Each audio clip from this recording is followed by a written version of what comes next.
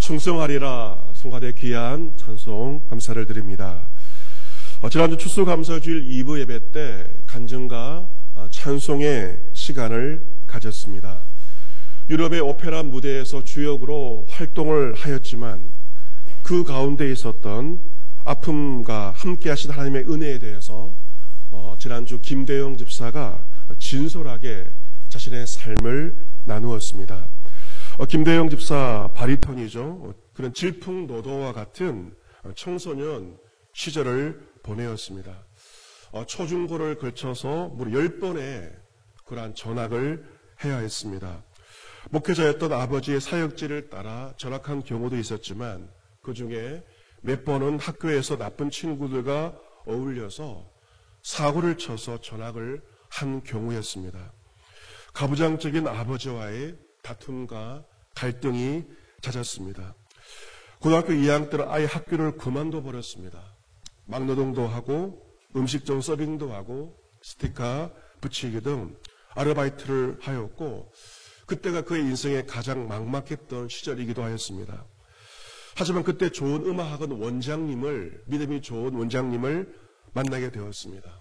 어려운 가정형편을 낳은 원장님은 성심을 다하여 무료로 성악 레슨을 해주게 되었고 성악가의 꿈을 위해서 준비하게 되었습니다.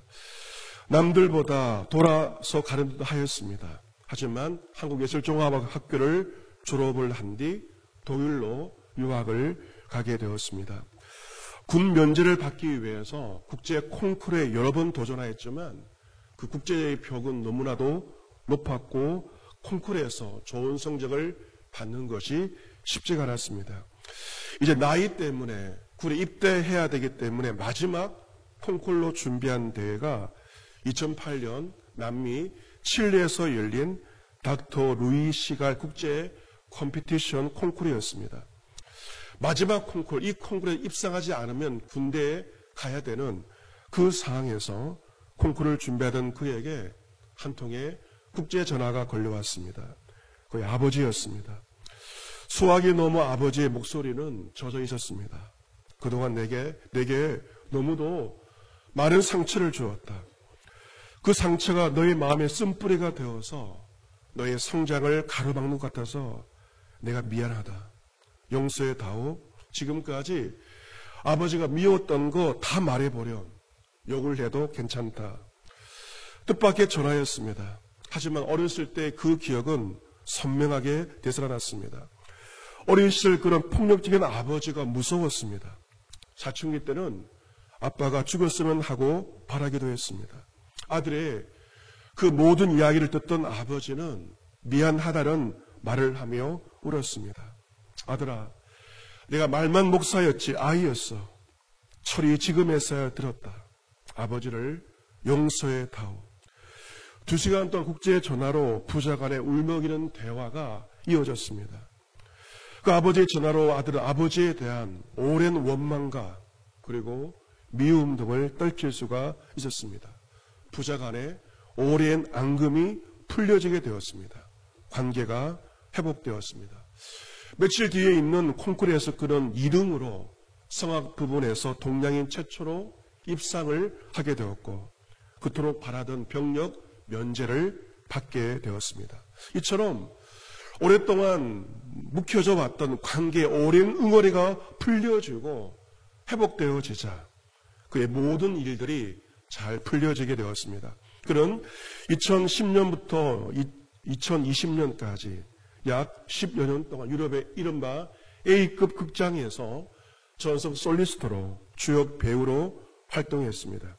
니른베르크 국립극장, 바이마르 국립극장, 유럽의 A급 극장 솔리스트는 전 세계 성악가들이 꿈꾸는 그 자리에서 당당히 주역 배우가 되었습니다. 물론 이 활동을 위해서 남들보다 몇 배의 눈물 어린 노력이 있어야만 했습니다.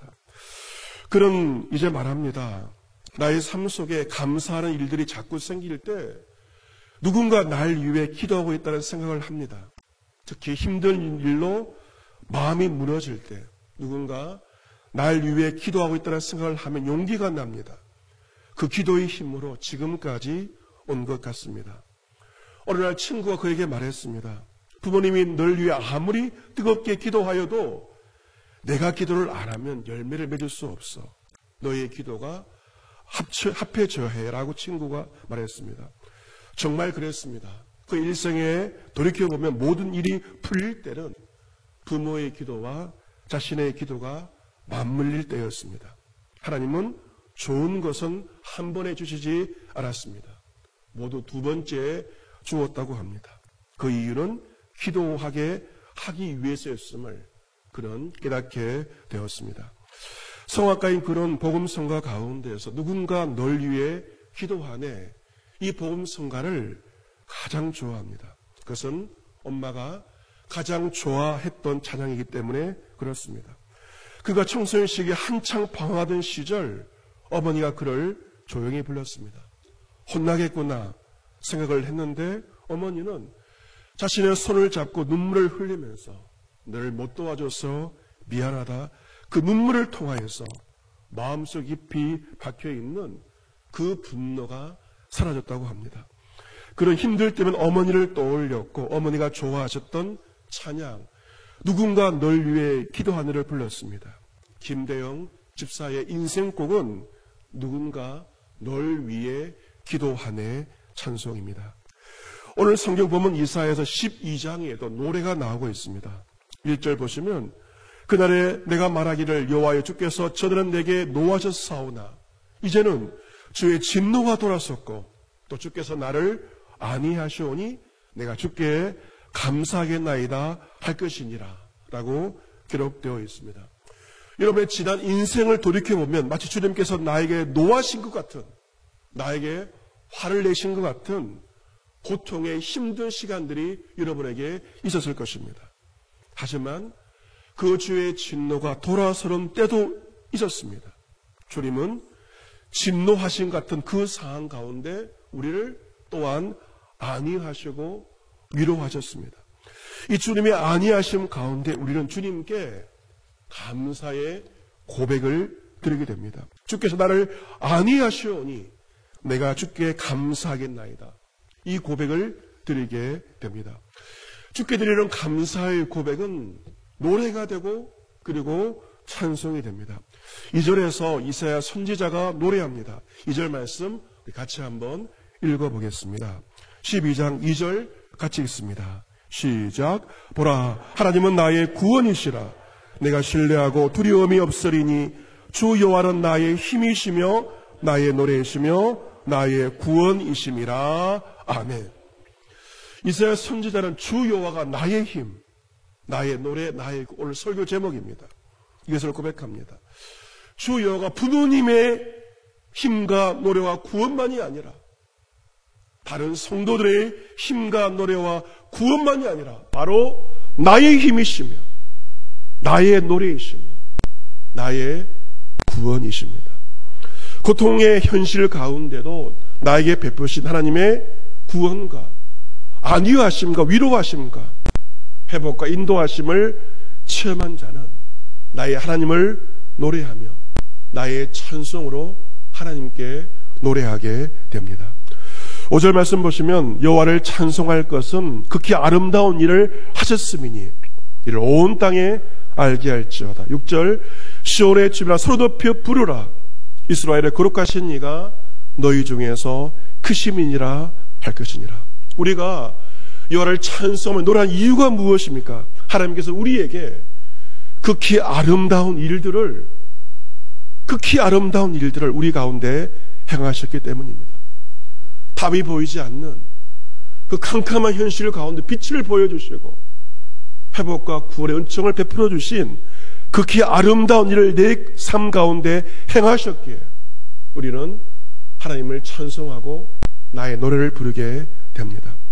고난의 삶 가운데도 마치 진노의 현실 가운데 있지만 임마누엘로 우리와 함께 하시고 마침내 큰 일을 행하시는 하나님을 우리는 온 땅 가운데 소리 높여 찬양하라 말씀하십니다. 은혜를 받은 자로서 그 은혜에 감사하며 그 찬송을 온 땅 가운데 소리 높여 찬양하라. 주님께서 명하십니다. 최근에 제가 어느 선교사님의 솔직한 가정의 이야기를 접하게 되었습니다. 이 사람이 저마다 힘들었던 가정사가 있지만 힘들었던 자신의 가정사를 솔직하게 말하는 것이 쉬운 일이 아닙니다. 하지만 그 선교사님은 가정에 있었던 여러 가지 이 일들을 진솔하게 나눠주셨습니다. 선교사님께서 어렸을 때 아버지는 늘 술에 취하여서 집에 돌아오곤 하였습니다. 그러면 그날은 집에서 전쟁이 일어나는 날이었습니다. 아버지는 어머니에게 모든 화를 풀었습니다. 나누는 것을 좋아하는 그 엄마가 콩나물을 많이 사서 이웃과 나눠 먹는 것도 가정의 싸움거리가 되었습니다. 사소한 것, 별것 아닌 것에 시비 삼아 엄마와 싸우면 그 아버지가 무서웠고 그런 상황이 두려웠고 트라우마가 되어버렸습니다. 하지만 나이를 먹고 아버지의 나이가 되어보니 아버지를 조금 더 알 것 같다고 말합니다. 고단한 육체, 마음대로 되지 않는 인생, 그 가운데 가족에 대한 책임이 무거운 짐이기에 견디고 버티고 살아야 했던 아버지의 삶을 나이가 들어보니 이제는 이해를 하게 되었습니다. 술만 먹으면 가장 가깝고 약한 아내와 자식들에게 폭발하고 아버지의 폭격에 가족은 몸과 마음이 다 찢어진 것입니다. 엄마는 젊은 시절부터 안 해본 장사가 없다고 합니다. 엄마는 어느 해 겨울 눈이 많이 내려 길이 빙판이 되었을 때 어두운 새벽녘 장사하러 나서다가 빙판에 넘어져서 팔이 부러졌습니다. 가난해서 병원에 가지 못하고 치료받지 못해서 수십 년 동안 돌아가실 때까지 아픈 팔을 펴지 못하고 옆구리에 붙이고 평생을 살았습니다. 가난에는 가난이 붙어 다니고 고난에는 고난이 따라다니는 법입니다. 엄마는 아버지 생전에는 자식들에게 아버지 죽으면 너 행복하게 살 거야라고 말했다고 합니다. 하지만 아버지가 돌아가신 다음에는 자식들과 함께 살 때 그래도 아버지가 살았을 때가 좋았다는 그런 말도 하셨습니다. 평생 남편 때문에 돈 때문에 자식 때문에 고생만 했던 엄마가 가장 좋아하는 18번 찬송가가 있었습니다. 그것은 바로 주 안에 있는 나에게 찬송입니다. 주 안에 있는 나에게 딴 근심이 있으랴 십자가 밑에 나아가 내 짐을 풀었네. 주님을 찬송하면서 할렐루야 할렐루야 내 앞길 멀고 험해도 나 주님만 따라가리. 그녀의 엄마는 자신에게 주어진 그 광야길에 예수 그리스도를 만나고 그 험악한 세월을 보내면서 불평하지 않았습니다.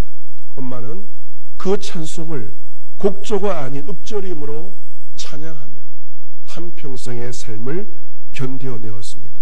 그 찬송, 그 노래는 주를 향한 엄마의 노래로 기억되고 있습니다. 선교사님은 이렇게 말합니다. 나는 술주정이 심한 아버지의 딸로 태어나 가난하고 열등한 사람이었고 하고 싶은 일, 가고 싶은 곳, 배우고 싶은 것을 할 수 없었습니다. 가난한 아버지, 상처 주는 아버지로 인해 지푸라기를 잡는 심정으로 하늘 아버지께 많은 밤 무릎을 꿇게 되었습니다. 하지만 나는 지나온 날들이 좋습니다. 만약 또 다른 인생을 선택하는 기회가 생긴다 해도 우리 아버지, 어머니의 딸로 태어나 지금 남편을 만나 지금까지 살아온 이 길을 나는 걸을 것입니다. 사랑하는 성도 여러분, 어느새 우리는 하늘을 마무리해야 하는 끝자락에 우리는 서 있습니다. 단풍이 깊어져 가고 있고 낙엽으로 떨어지고 있습니다. 광야 같은 인생을 살면서 특히 올 한 해는 마치 하나님께서 우리에게 진노하신 것 같은 그러한 시간들이었을지 모릅니다. 하지만 하나님께서 고난 가운데도 우리와 함께 하셨고 우리들을 안위하시고 지켜주셨고 위로하셨습니다. 지금까지 인생 가운데 올 한 해 가운데 우리와 함께 하시고 진노 중에도 우리를 안위하신 하나님께 우리가 드릴 것은 감사와 찬송뿐입니다. 우리 교회는 매년 11월 셋째 주에 기한별 찬양대회를 하였습니다. 몇 해 전인가요? 제가 그 전에 사역했던 교회 권사님이 연락을 해오셨습니다. 인터넷을 검색하다가 주담길 검색해 보니 기한별 찬양대 영상이 뜨게 우연히 보게 되었는데 성도들의 찬양의 모습이 너무도 보기 좋았다 하시면서 기뻐하면서 연락을 해오시기도 하셨습니다. 코로나로 말미암아 올해는 매년 해오던 기한별 찬양대회를 하기가 참 어려운 그러한 상황입니다. 하지만 올해는 그 기한별 찬양대회 대신에 나의 인생의 노래, 나의 18번 찬송이 무엇인가 여러분께서 한번 조용히 한번 생각해 보시길 바라고 11월 중에 나의 인생의 18번 찬양에 대한 이벤트도 교회에서 계획하고 있습니다. 제가 어렸을 적을 기억해 보니 어머니와 가정 예배를 드리면서 가장 기억에 남는 가정 예배 찬송은 544장 울어도 못하네 그 찬송이었습니다. 어렸을 때 그 찬송을 불렀던 그 기억이 지금도 생생합니다. 오늘 설교를 준비하면서 지난주 어머니께 전화를 드려서 어머니의 18번 찬송은 무엇입니까?